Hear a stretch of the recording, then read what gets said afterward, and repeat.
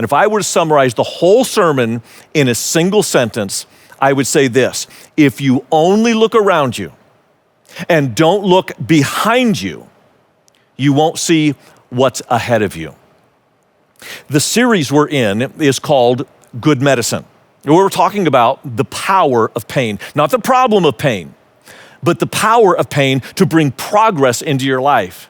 Over the last couple of weeks, Ashley has been teaching us that pain is a part of progress always. And you know this. Your greatest gains in life come often through some of the greatest pain that you've experienced.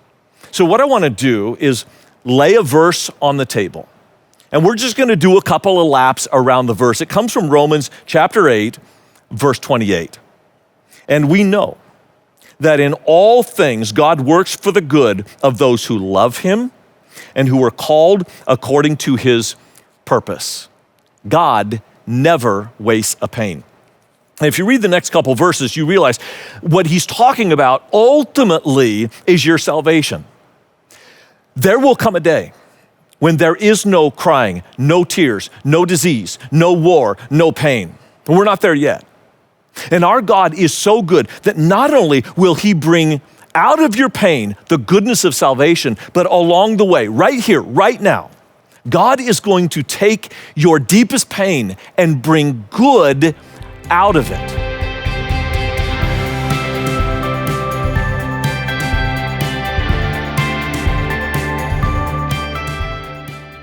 At the end of the story, he reveals himself to his brothers and says, "It's me, Joseph." They can't believe it, nor do they want to believe it. After all, they thought he was dead and they were alive, and now he's alive and they're about to be dead, so they thought. But I want you to listen in chapter 50, verse 20 of Genesis, Joseph's heart. "You intended to harm me, but God intended it for good, to accomplish what is now being done, the saving of many lives."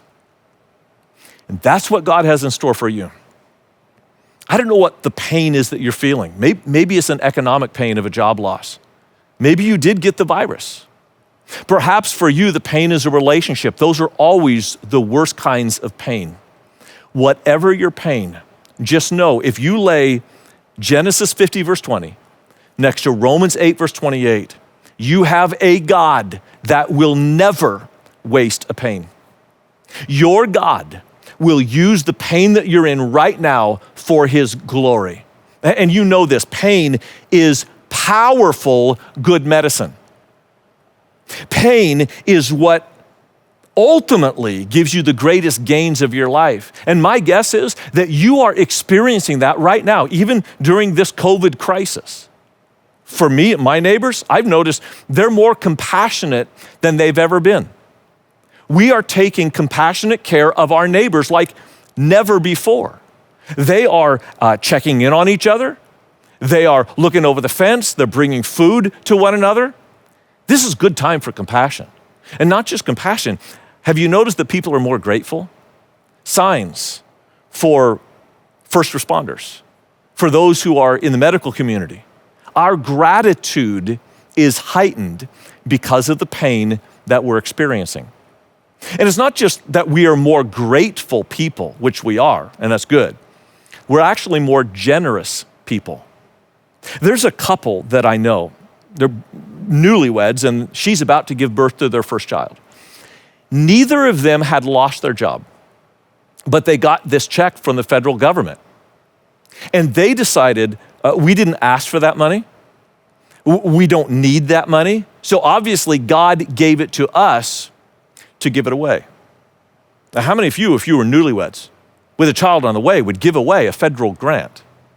But they did. They found a family. I wish you could have been there. It was a family who really did need it. And the joy on their faces. I'm not talking about the faces of the family that received it. Obviously, they were overjoyed. But the joy of generosity was an overwhelming moment for me. And my wife and I actually, we looked at what that young couple did and said, we got to catch up to their generosity because of what a great example it was.